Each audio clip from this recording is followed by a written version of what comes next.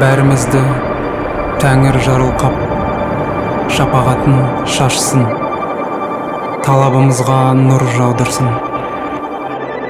Жақсылық пен оңдылыққа жетектеп жеткізген, ақыл айтып еңсемізді көтерген, 12 мүшемізді тазалап, 62 тамырымызды батаменен нәрлендіріп, 72 буынымызды босатып, түйінімізді шешіп, балалық шалалығымызды кешіріп, жолымызды ашып, алдымызға ақ шашуын шашқан, батыл бол, батыр бол деп, аталы әрі баталы қылдырған, күш беріп, арқамызды қаққан аруақтар қолдасын.